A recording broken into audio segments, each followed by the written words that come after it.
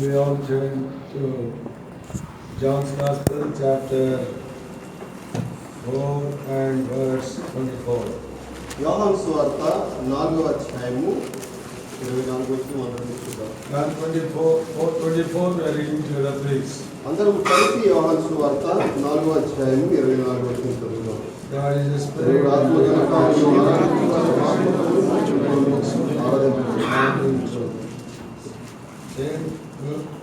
Chapter 5 and verse 35. అదే పుస్తకము 5వ అధ్యాయము 35వ వచనం కూడా మనం అందరం కలిసి చదువుదాం. John's Gospel 5:35 we are reading together, please. యోహాను సువార్త 5వ అధ్యాయం 35వ వచనం అందరం కలిసి చదువుదాం.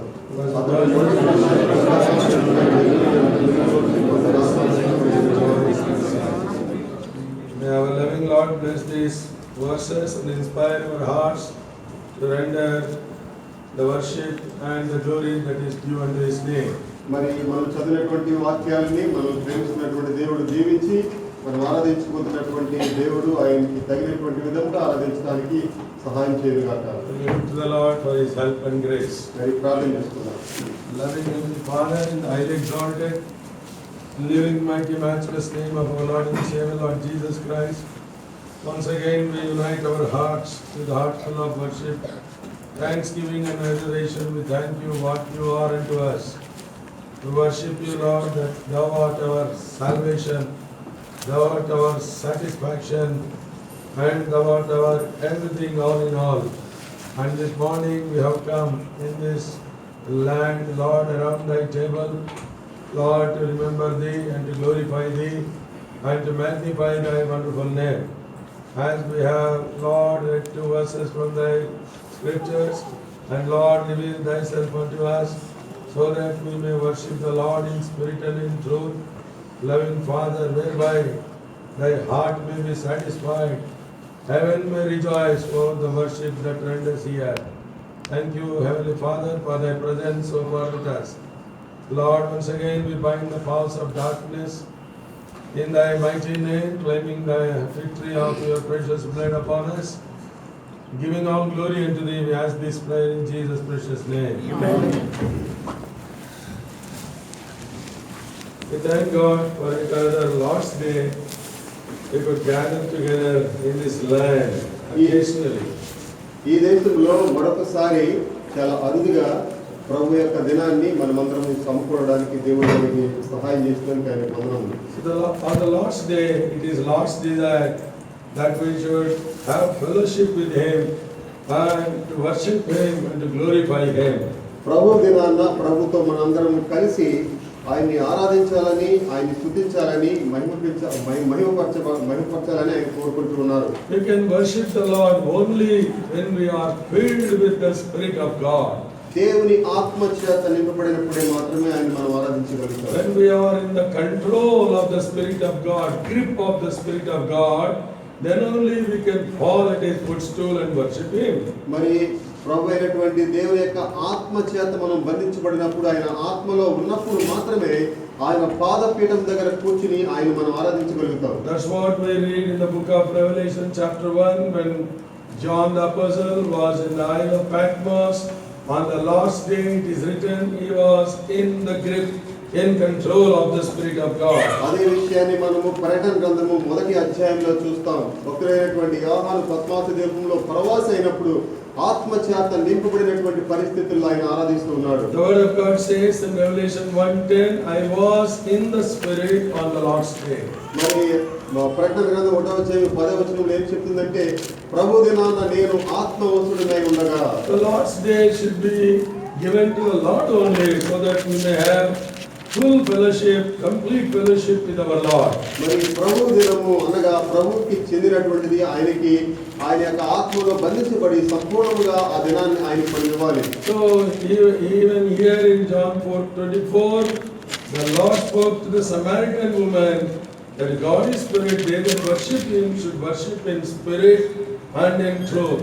మనం ఇక్కడ చదివినటువంటి వాక్య భాగంలో కూడా యోహాను సువార్త 4వ అధ్యాయం 24వ వచనంలో ప్రభువైనటువంటి యేసుక్రీస్తు సమరయ స్త్రీతో చెబుతూ, దేవుడు ఆత్మ గనుక ఆయనను ఆరాధించువారు ఆత్మతోనూ సత్యముతోనూ ఆరాధించవాలని చెప్పాడు. The Holy Spirit of God inspires and encourages our hearts to worship Him, not to sit in silence. మరి మన పరిశుద్ధాత్మ దేవుడు, దేవుని యొక్క ఆత్మ అయినటువంటి పరిశుద్ధాత్మ దేవుడు మనల్ని ప్రోత్సహించి మౌనంగా కూర్చోకుండా ఆయన్ని ఆరాధించడానికి మనల్ని ఆయన ప్రేరేపిస్తూ ఉంటారు. When we are filled with the Spirit of God, then only we worship the Lord in truth.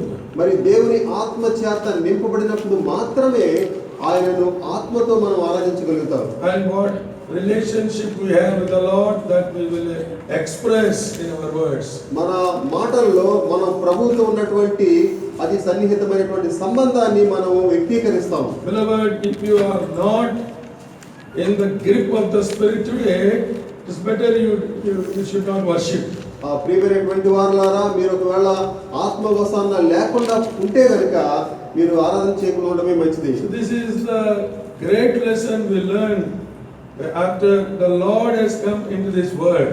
మరి ప్రభువైనటువంటి యేసుక్రీస్తు ఈ లోకానికి వచ్చిన తర్వాత మనం నేర్చుకున్నటువంటి ఒక అద్భుతమైనటువంటి సత్యం ఇది. Our forefathers in the Old Testament, their worship is always outward, external. మన మరి పితరుల యొక్క ఆరాధన మరి పాత నిబంధనలో చూస్తే అది కేవలం పైకి కనబడేటటువంటి ఆరాధనలాగా ఉండేది. But when the Lord has come into this world, He has transformed everything.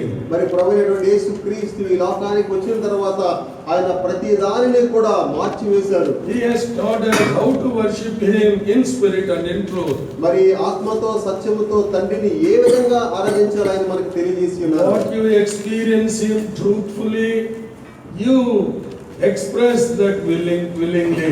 మరి నువ్వేమైతే నిజంగా సత్యంగా నీ హృదయంలో అనుభవిస్తూ ఉన్నావో అనుభవించే దాన్ని మాటలతో బయటికి చెప్పాలి. So that is the meaning of worshiping the Lord in spirit and in truth. మరి ఆత్మతో సత్యముతో దేవుణ్ణి ఆరాధించడం అంటే అటువంటి అనుభవమే ఉన్నది. One more verse we have read from John's Gospel 5 and verse 35. మరి యోహాను సువార్తలో మరొక వచనాన్ని మనం 5వ అధ్యాయం 35వ వచనంలో చదివాము. By God's grace we will be dwelling upon this verse this day. మరి ఈ దినాన దేవుని చిత్తమైతే ఈ ఒక్క వాక్యాన్ని మనం ధ్యానం చేద్దాం. So for worship we are going to take the name of the John.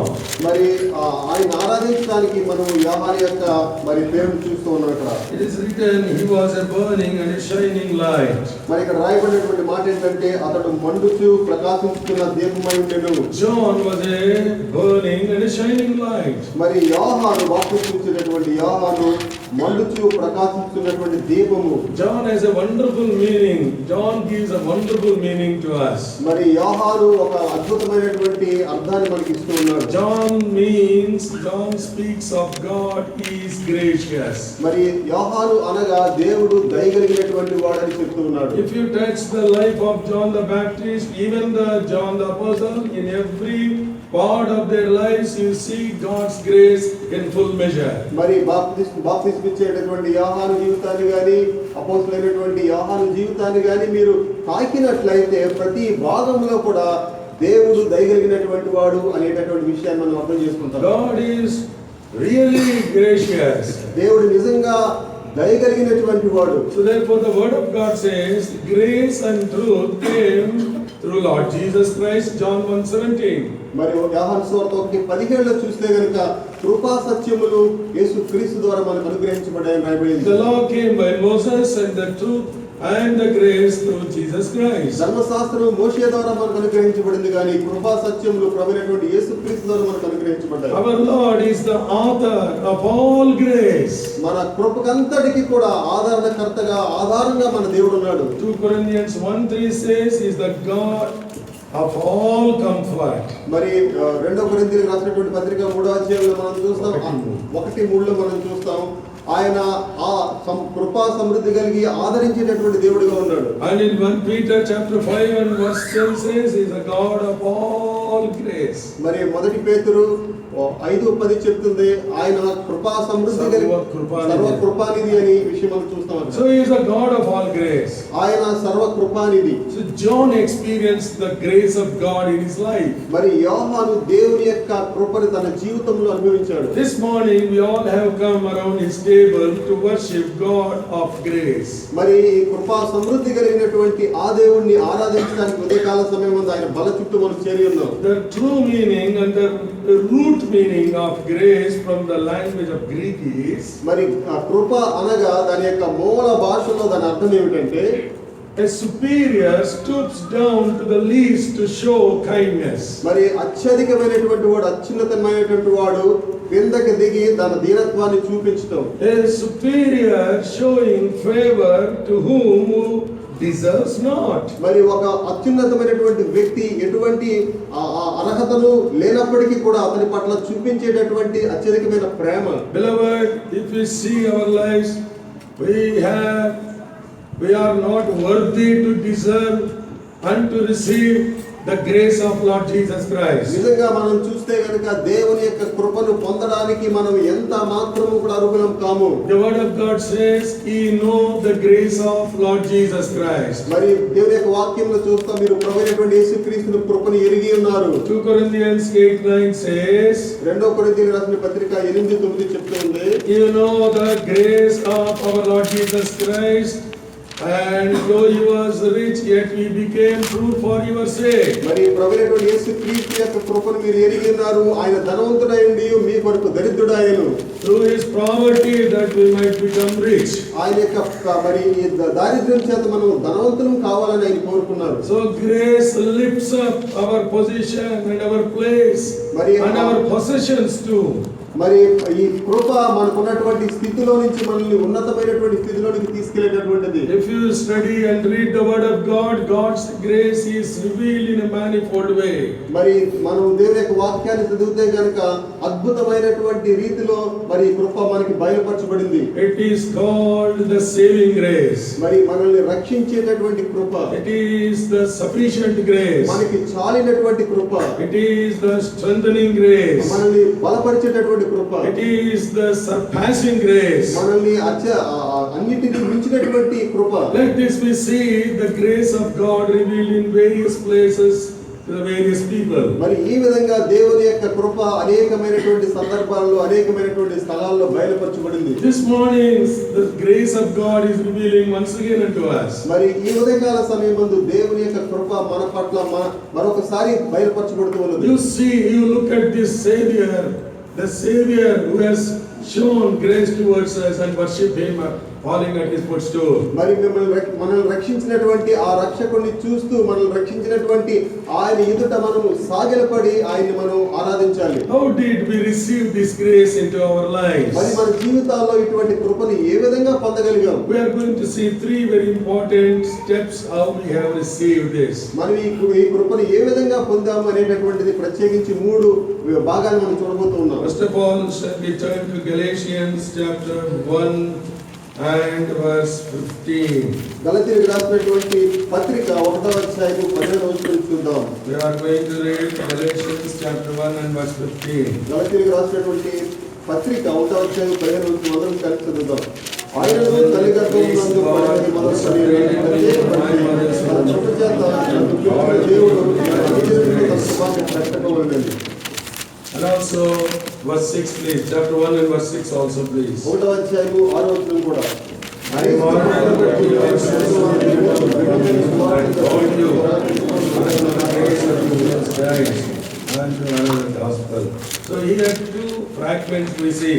ఇక్కడ 2 భాగాలను మనం చూస్తూ ఉన్నాం. So we are called unto the grace of Jesus Christ. ప్రభువైనటువంటి యేసుక్రీస్తు కృప చేత మనం పిలువబడ్డాము. And verse 15 says we are called by grace. మరి కృప వలన పిలువబడ్డాము. What wonderful this is. ఎంత ఆశ్చర్యకరమైనటువంటి We విషయం. are called for grace. మనము దేవుని కృప కొరకు పిలువబడ్డాం. And after experiencing that, ఆయన కృపను అనుభవించిన తర్వాత we are called by grace. మరి ఆ కృప వలన పిలువబడ్డాము. What for?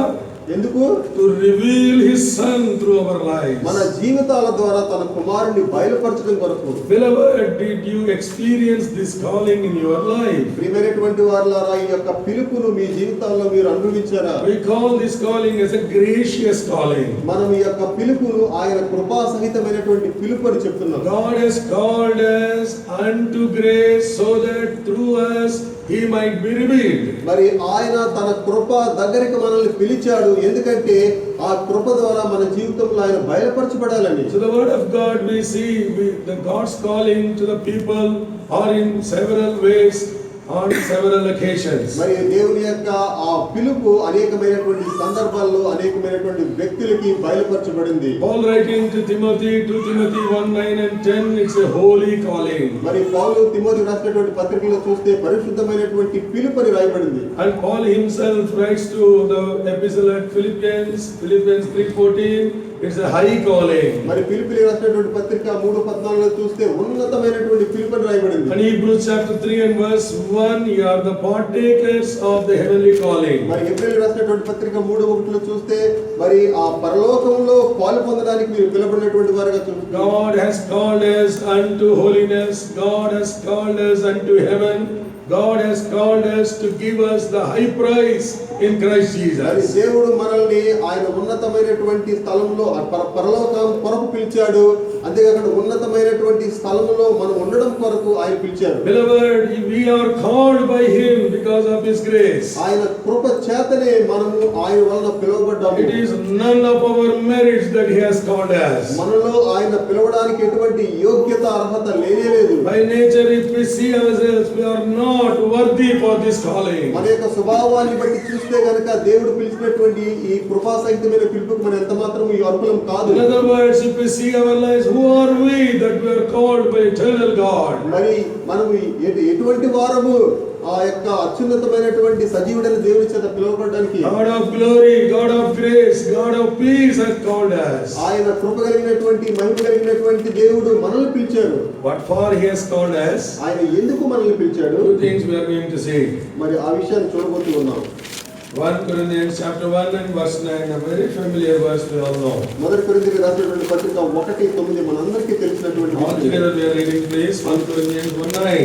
మరి మొదటి కొరింథీయులకు రాసినటువంటి పత్రిక 1:9 అందరం చదువుతాం. God is Christ our Lord. He has called us unto the fellowship of His dear Son.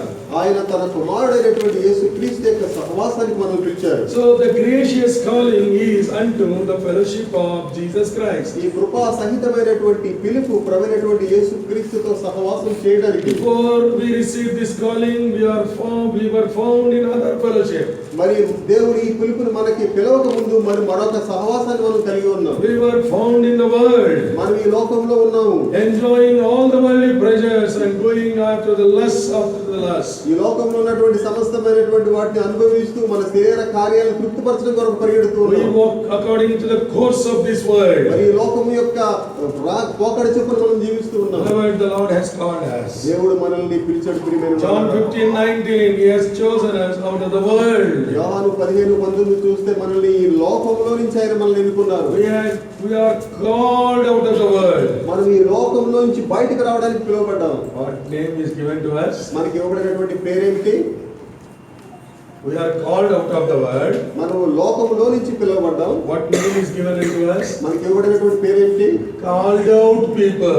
మరి లోకం పిలువబడినటువంటి వారము. Where did He call unto us? మనల్ని ఎక్కడికి వరకు ఆయన పిలిచారు? He called us into the body of Christ, the church of the living God. ఆ ప్రభువైనటువంటి యేసుక్రీస్తు శరీరంలోనికి సజీవమైనటువంటి సంఘంలోనికి ఆయన మనల్ని పిలిచారు. So in the fellowship, in the body of Christ, we enjoy the fellowship not only with the people of God but with our dear Lord. మరి యేసు ప్రభు యొక్క శరీరంలోనికి మనం పిలువబడి యేసు ప్రభు యొక్క సహవాసాన్ని మాత్రమే కాకుండా ఆయన పిల్లలైనటువంటి వారి యొక్క సహవాసాన్ని కూడా అనుభవిస్తూ ఉన్నాం. If you enjoy this fellowship, worship the Lord. Lord, You have called me to your fellowship by your grace. ఇటువంటి సహవాసాన్ని అనుభవిస్తే గనుక ప్రభువా ఇటువంటి గొప్ప సహవాసానికి మీరు నన్ను పిలిచారని ఆయన ఆరాధించు. And secondly, to 1 Thessalonians chapter 4 and verse 7. రెండవదిగా మొదటి తెస్సలోనికైలకు రాసినటువంటి పత్రిక Chapter 4 and verse 7. 4:7. 1 Thessalonians chapter 4 verse 7. మొదటి తెస్సలోనికైలకు రాసినటువంటి పత్రిక 4:7. All together please. అందరూ కలిసి But God has called us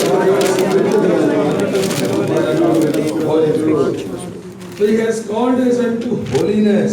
ఆయన మనల్ని పరిశుద్ధత కొరకు పిలిచారు. Why?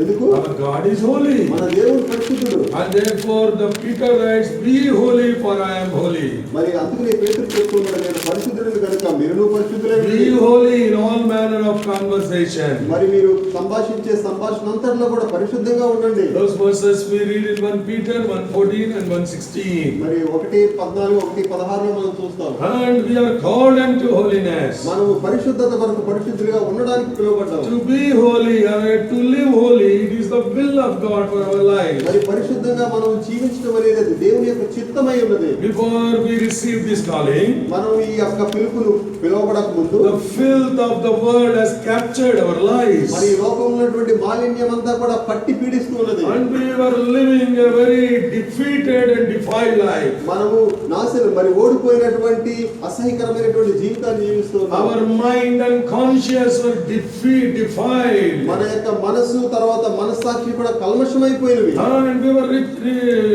living a very wretched life. చాలా దౌర్భాగ్యమైనటువంటి జీవితాన్ని జీవిస్తూ ఉన్నాము. Lord Jesus Christ came into this world. యేసు ప్రభు ఈ లోకానికి వచ్చి ఉన్నారు. Saw our dirty condition. మన యొక్క మురికి మన యొక్క దౌర్భాగ్య స్థితిని ఆయన చూశారు. He saw our filthiness. ఆయన మన యొక్క కల్మషమైపోయినటువంటి స్థితిని చూశారు. Oh, he has taken that upon him. అదంతా కూడా ఆయన మీదకి తీసుకున్నారు. Beloved, this is something we cannot imagine. ప్రియమైనటువంటి వారు యేసు ప్రభు చేసినటువంటి పని మనం ఊహించలేము. He was made sin unto us. మన కొరకు ఆయన పాపముగా చేయబడ్డాడు. He became curse for మన us. కొరకు శాపముగా చేయబడ్డాడు. How come the Holy God, మరి ఏ విధంగా పరిశుద్ధుడు ఆ విధంగా God చేయబడ్డాడు? of blessing, glory and honor, మరి అన్ని దీవెనలకు కారణమైనటువంటి వాడు ఘనత కలిగినటువంటి ఆ దేవుడి విధంగా తయారయ్యాడు. how come he became like this? మరి ఆయన ఏ విధంగా ఈ విధంగా తయారయ్యాడు? Beloved, because he has loved you and me. ఎందుకంటే ఆయన నిన్ను నన్ను ప్రేమించారు. Because he has loved you and me, ఆయన నిన్ను నన్ను ప్రేమించిన కారణం he చేత came into this ఈ world. లోకానికి వచ్చి ఉన్నారు. And he took our position. ఆయన మన యొక్క స్థానాన్ని ఆయన తీసుకున్నారు. And he took our penalty. ఆయన మనం చెల్లించవలసినటువంటి శిక్షణ ఆయన తీసుకున్నారు. And he paid the price on the cross of Calvary, shedding his precious blood. ఆయన రక్తాన్ని చిందించడం ద్వారా కలువరి శిలువలో ఆ యొక్క పెనాల్టీని ఆయన పే చేశారు. His blood cleanseth us from all sin. 1 John 1:7. యోహాను రాసినటువంటి మొదటి పత్రిక 1:7 చూస్తే ఆయన రక్తం ప్రతి పాపము నుండి మనల్ని విమోచించును. God has called us unto holiness. మరి ప్రభు మనల్ని పరిశుద్ధులుగా ఉండడం కొరకు పిలిచారు. Not only to the fellowship, ఆయన సహవాసానికి మాత్రమే కాదు, and unto the holiness. ఆయన పరిశుద్ధులుగా ఉండడం కొరకు పిలిచారు. One more thing from the epistle unto Galatians, chapter 5 and verse 13.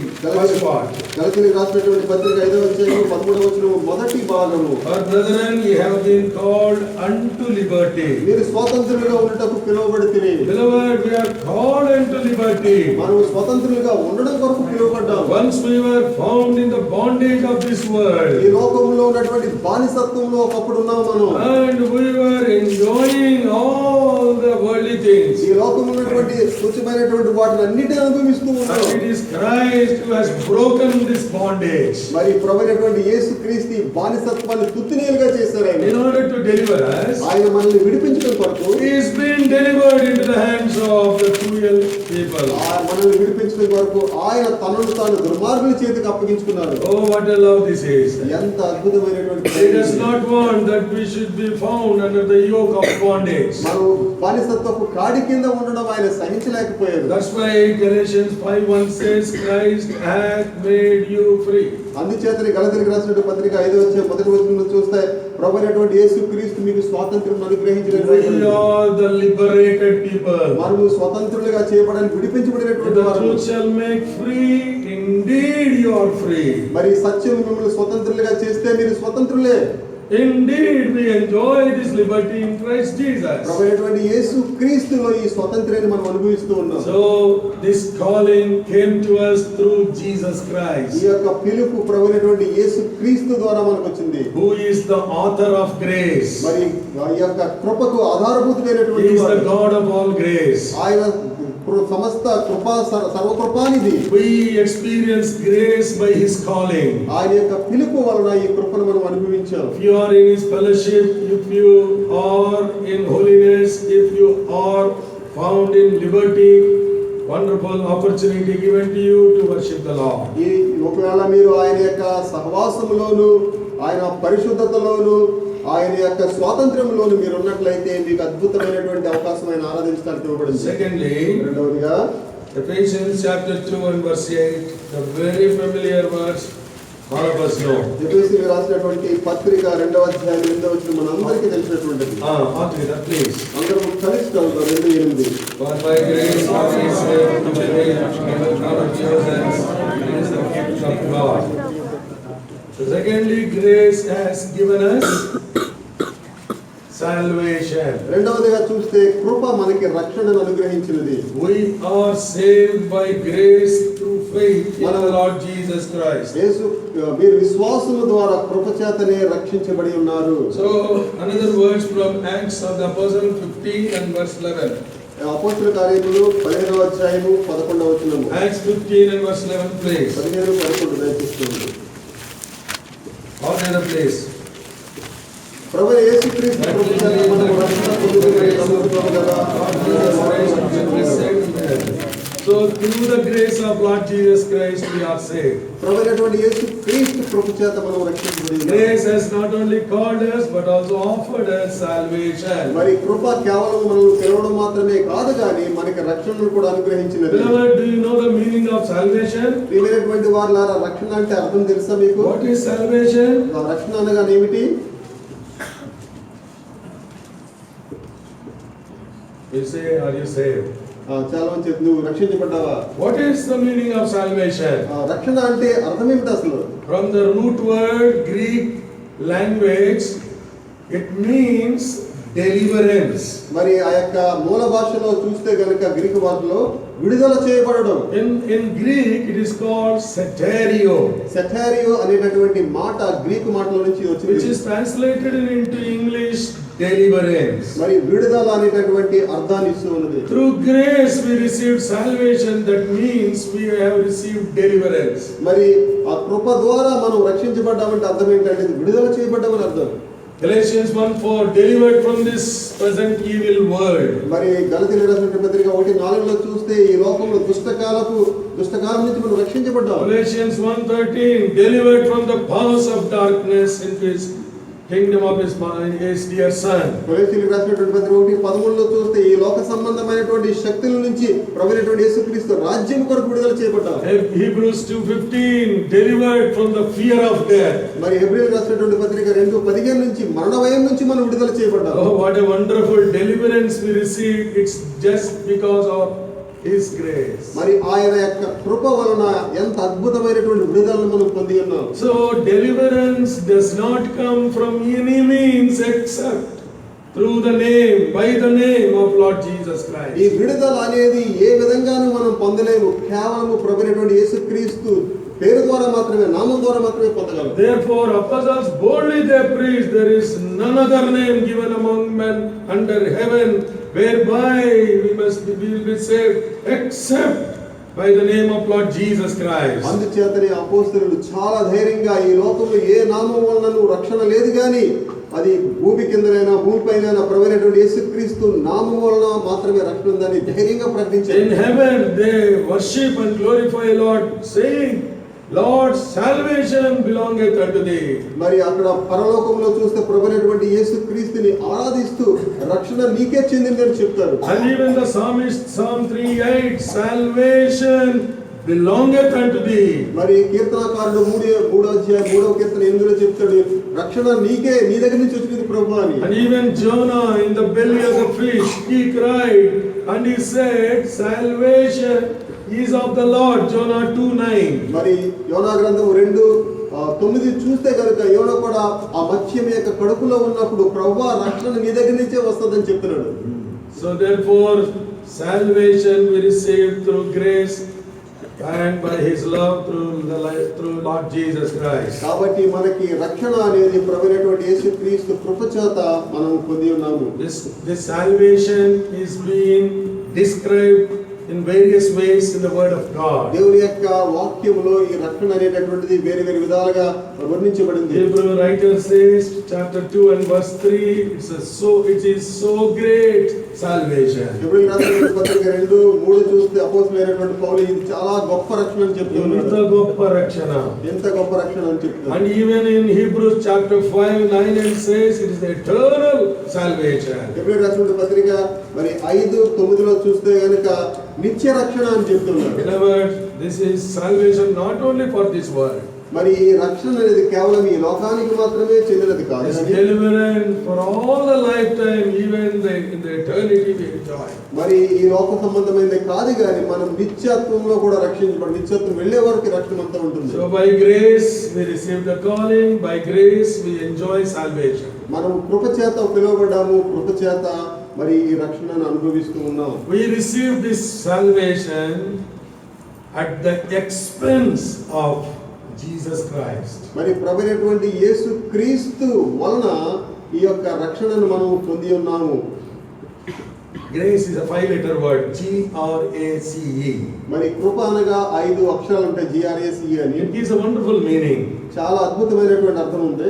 God's riches at the expense of Christ. మరి దేవుని యొక్క ధనాన్నంతటిని కూడా ప్రభువైనటువంటి యేసు క్రీస్తును మనకు అనుగ్రహించాడు. God's riches at Christ's expense. మరి దేవుని యొక్క ధన సమృద్ధి అంతా మరి యేసు ప్రభువును మనకు అనుగ్రహించబడ్డాడు. Because he has expended his life, is everything for us. ఎందుకంటే ప్రభువైనటువంటి యేసు క్రీస్తు తన జీవితాన్ని అంతటిని మన కొరకు ఖర్చు పెట్టారు. We received salvation. మనము రక్షణ పొంది ఉన్నాము. This salvation we better know when we reach heaven. మరి ఈ యొక్క రక్షణ గురించి మనకి సంపూర్తిగా తెలియాలంటే పరలోకం వెళ్ళినప్పుడు మాత్రమే తెలుసుకోగలుగుతాం. అక్కడికి వెళ్ళినప్పుడు తెలుసుకోవాలి. అక్కడికి వెళ్ళినప్పుడు తెలుసుకుని తెలియాలి. When we reach, then only we enjoy the richness and the preciousness of salvation. రక్షణ యొక్క ప్రశస్తతను దాని యొక్క సమృద్ధిని మనం అక్కడికి వెళ్ళినప్పుడు అర్థం చేసుకుంటాం. Lastly and finally, one verse we are going to read.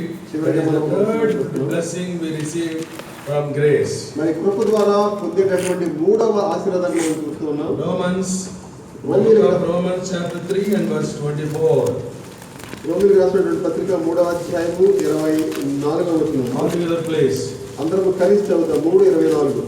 Being justified Now God in His gracious kindness declares us not guilty, that has is done in Christ this through Christ Jesus. Jesus. Justified freely by His grace. ఆయన కృప ద్వారా ఉచితముగా నీతివంతులుగా తీర్చబడ్డాం. We receive not only salvation but also justification. మనం రక్షణ మాత్రమే కాదు కానీ మరి నీతివంతులుగా కూడా తీర్చబడుతూ ఉన్నాం. None has justified us.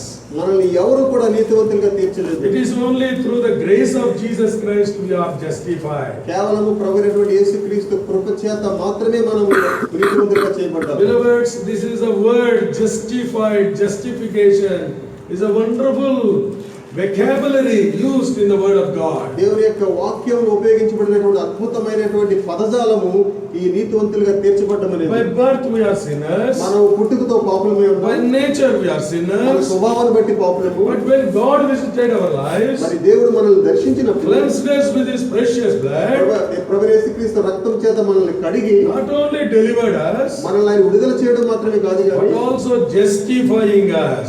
మనల్ని నీతివంతులుగా తీర్చుతూ ఉన్నారు. That means అనగా when He justifies, He looks upon us as if we have never sinned before. మనల్ని ఆయన నీతివంతులుగా తీర్చుకునే అర్థం ఏంటంటే మనం వైపు చూసినప్పుడు మనం ఎప్పుడు కూడా పాపం చేసినట్టుగా ఆయన చూడ పాపం లేనటువంటి ద్వారా చూస్తాం. When we forgive somebody else, మనల్ని ఎవరైనా క్షమించినప్పుడు, when we see Him again, వాళ్ళు మనం చూసినప్పుడు we see that fault only. ఆ యొక్క తప్పుని మనం చూస్తాం. But whereas our Lord, when He forgives, మరి ప్రభువైనటువంటి యేసుక్రీస్తు క్షమించినట్లయితే He forgets totally. ఆయన మర్చిపోతారు complete. Therefore the word of God says, I will remember thy sins no more. అందుచేత దేవుని యొక్క వాక్యం చెప్తుంది, నీ పాపములను నేను ఎన్నటికీ జ్ఞాపకం చేసుకున్నాను. So this is what is meant by justification, just as if we are not sinned. మరి ఇది విమోచన, ఇది నీతివంతులుగా తీర్చబడడం అంటే ఈ విధంగా ఉంటుంది. ఆయన మనల్ని పాపము లేనటువంటి వారుగా చూస్తారు. How are we justified? మనం ఏ విధంగా నీతివంతులుగా చేయబడ్డాం? Because He